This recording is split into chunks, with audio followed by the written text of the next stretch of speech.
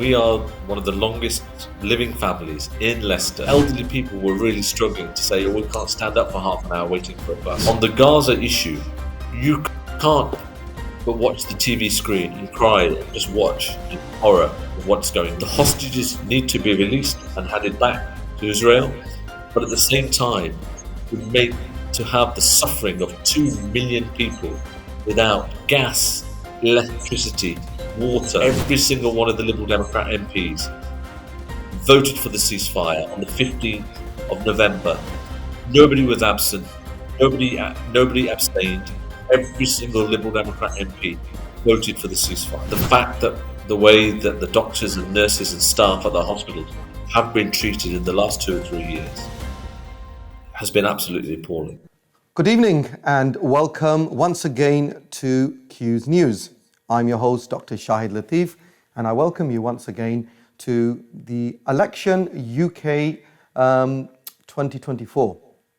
So as we discussed last time in our previous show, elections are upon us. It has come very suddenly, and we are all geared up to choose who we want as our candidates, and also going forward in the election, who we're going to be electing and voting for.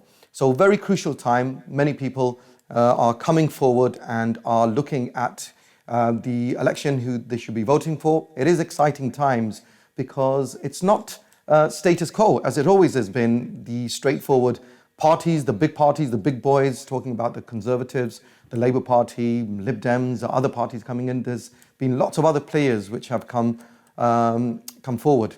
A large number of independents who have come forward, and then we have other parties who have also developed and putting the candidates forward. Today we have Mr. Zuffar, who is currently a councillor for Evington Ward and is standing for Leicester East as a Member of Parliament. Welcome, Zuffar. Welcome. Thank you very much. Thank you, Shahid. Thank you. Thank you very much for coming forward, Zuffar. Zuffar, I just want to start off by asking you about yourself. Tell us about yourself, because you've been born and bred in Leicester. And that's, when we talk about Leicester East, that is that eastern side of Leicester that you're standing from. But you're born and bred, not only born and bred, your forefathers have been living in Leicester for how long? So my grandfather first came to Leicester in 1919. So we are one of the longest living families in Leicester from the ethnic minority communities, and I think my family was my grandfather was one of the first people that ever arrived into Leicester, and was known as the only Asian person in Leicester for a long, long time. Wonderful. Zuffar, you've been involved in charity work. You've been involved with helping the community-based work for a number of years, even when you weren't the councillor. So tell us about some of the work that you did when you were not a councillor. So I only got elected as a councillor in the last 12 months. So I've just been a councillor for the first time in my life. First got elected just over a year ago. Prior to that, I've been a campaigner, particularly on the NHS, on policing, on businesses for the last 25 years in Leicester. And it all started really, I was a businessman having retail premises, retail outlets across the Midlands. And then in 2000, my life took a big turn. And that was because we had our first child. Me and my wife got married in the 1990s. We had our first child born in 2000. And she was my daughter, Miriam Hack.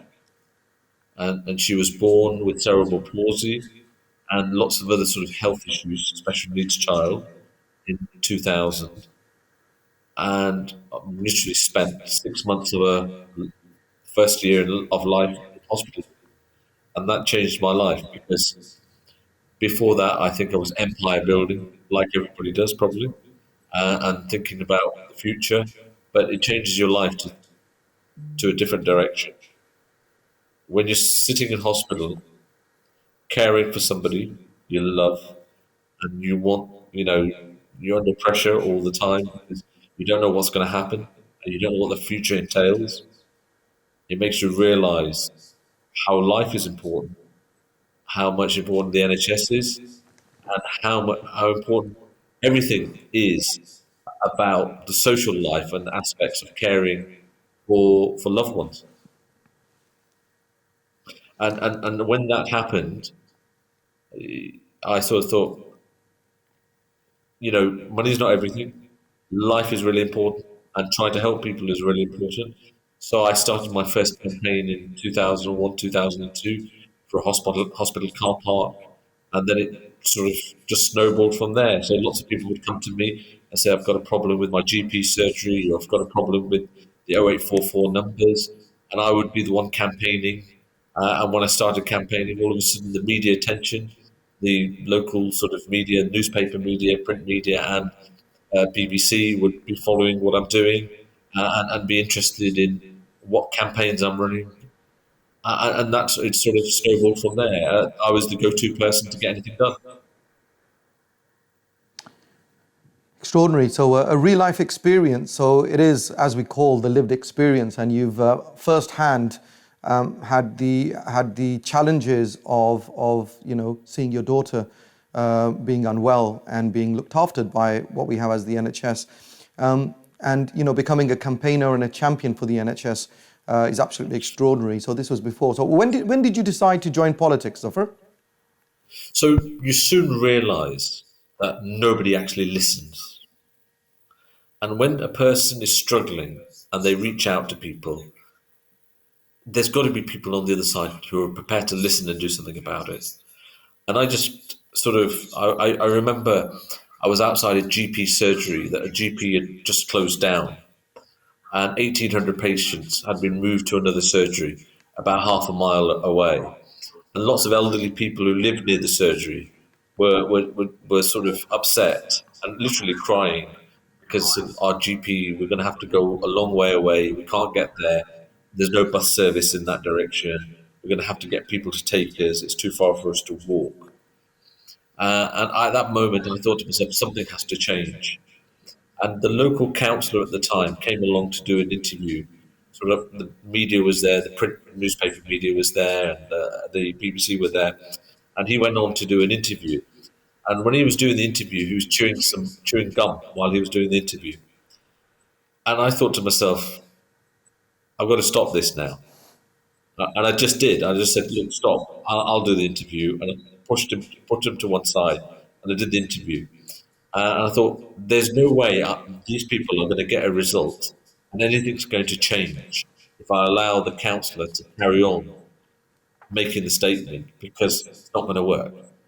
So I went on TV and I said, literally, you're moving 1,800 patients half a mile away instead of moving one GP half a mile away.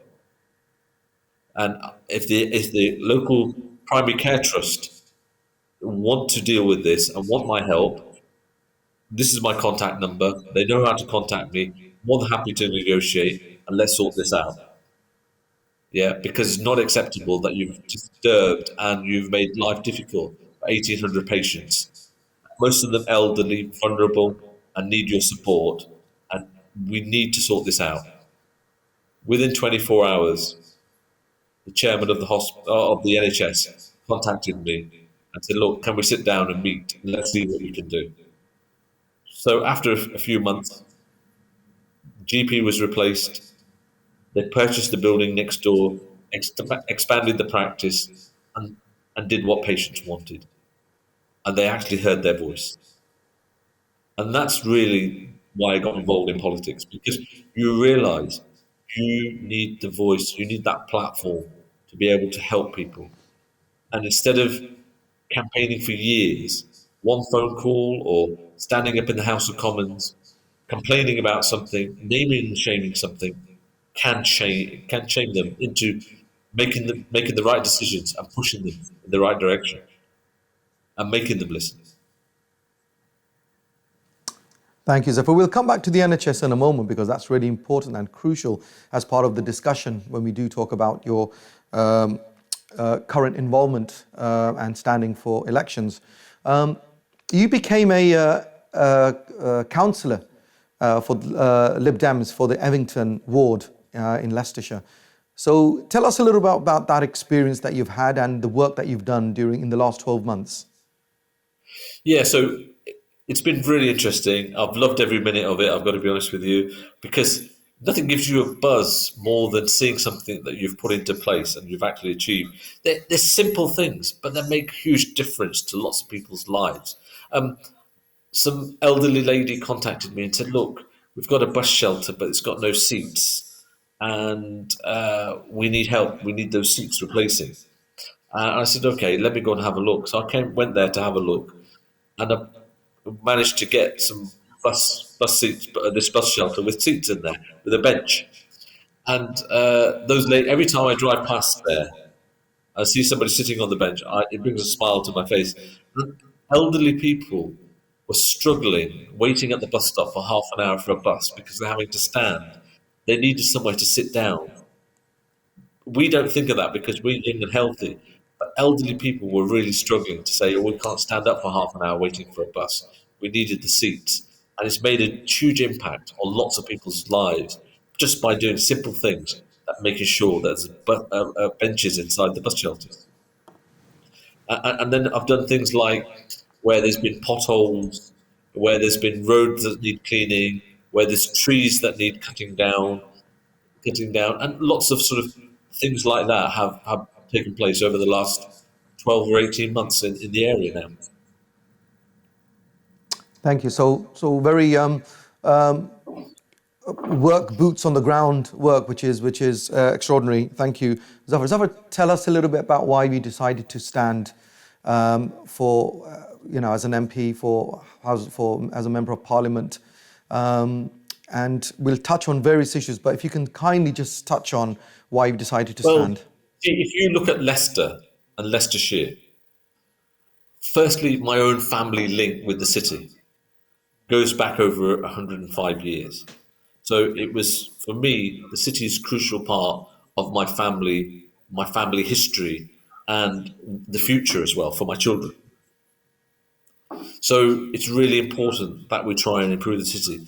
And I strongly feel that the city has gone backwards over the last few years and is struggling. In the 1960s and 70s, Leicester was one of the richest cities in Europe. Now it's probably one of the poorest cities in Europe. Child poverty rates almost 40% across the city. It was highlighted in a UN report of poverty. And these things are real. As I've been talking to people on the doorstep over the last few weeks, people have been telling me, even in shops, that they're giving certain families loaves of bread every second day, and they know those families are living off a loaf of bread. And that's so sad to hear in the era in that we're living in, that it's becoming a real difficult task for lots of people to make sure that they can put food on the table. And the food, unfortunately, and clothing is the first thing that people will try and save on, because that's a variable cost. That's not something that they have to buy or they have to pay for, because they have electricity, gas, rent, rates that they have to pay.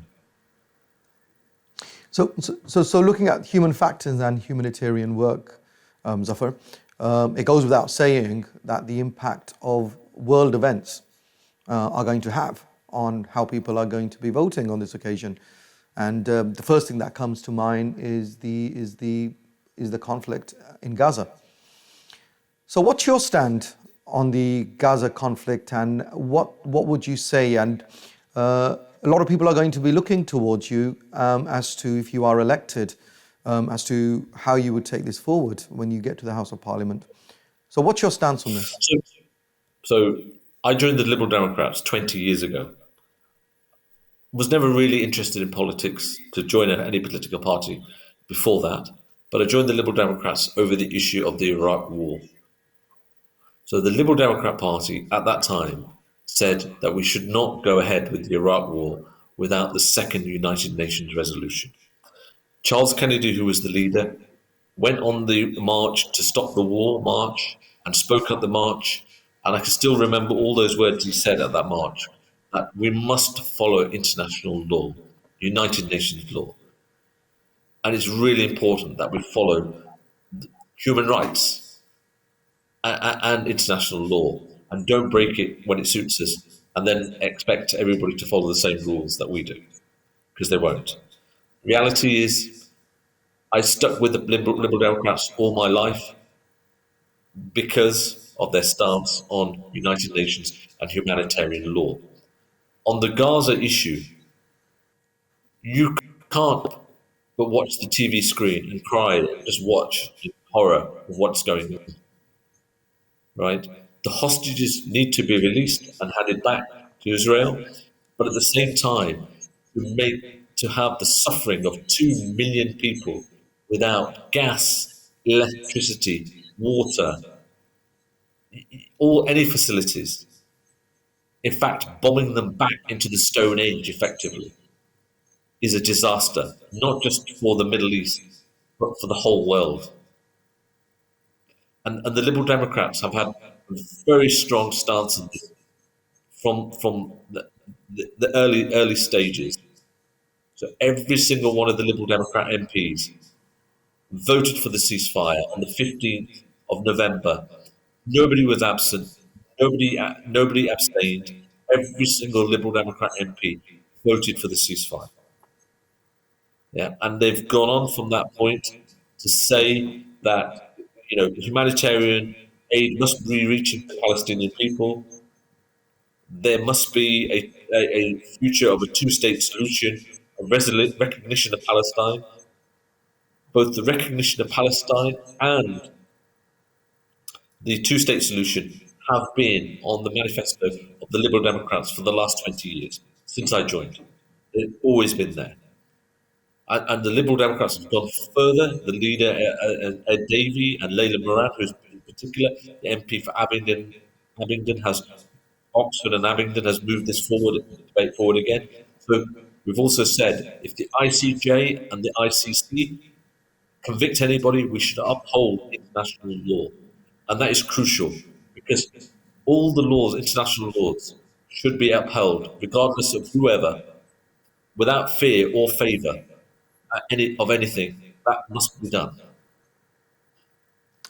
Thank you, Zuffar.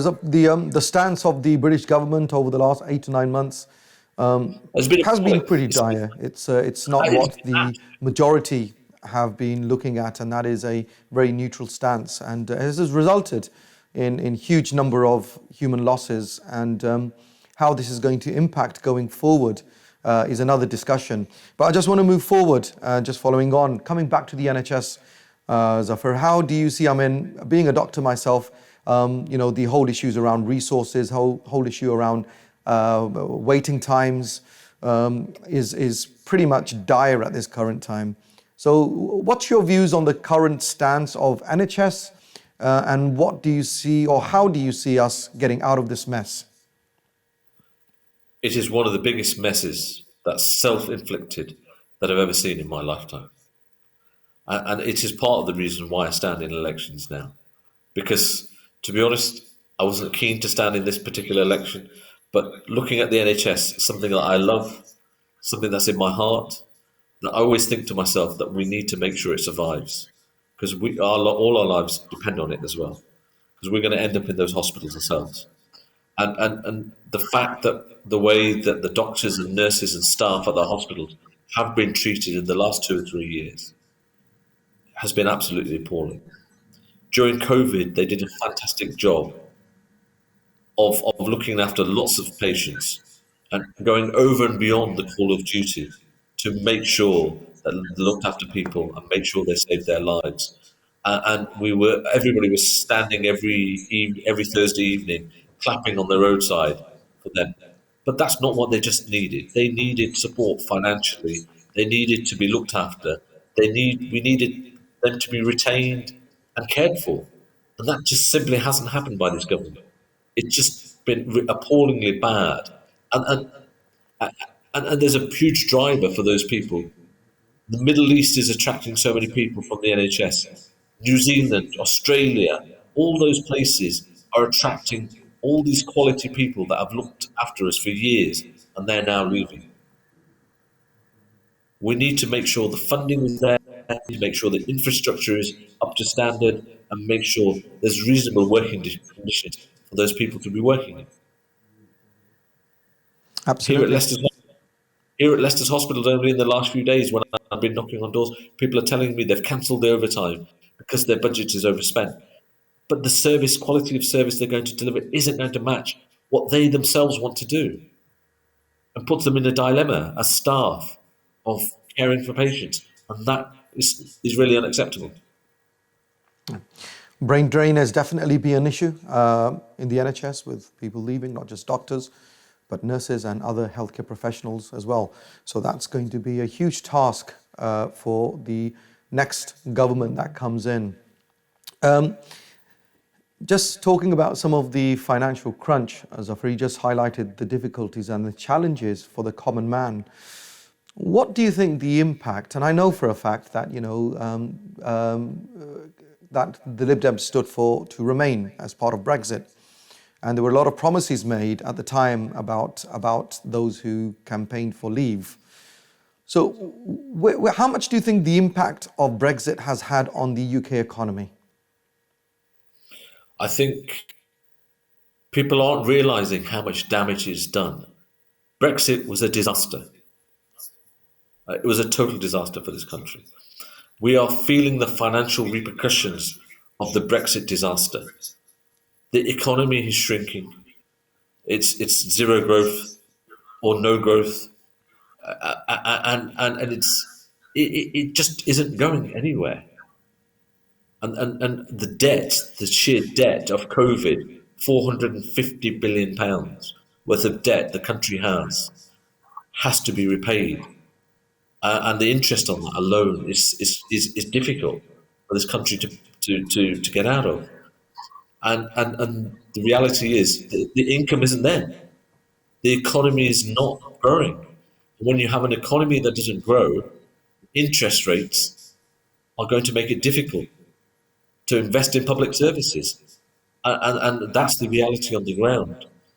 And I don't think it's mentioned enough that Brexit has actually shrunk our economy by a good 4 or 5%. And that means that 4 or 5% in every household is being affected. So we're paying more money for less services across the board.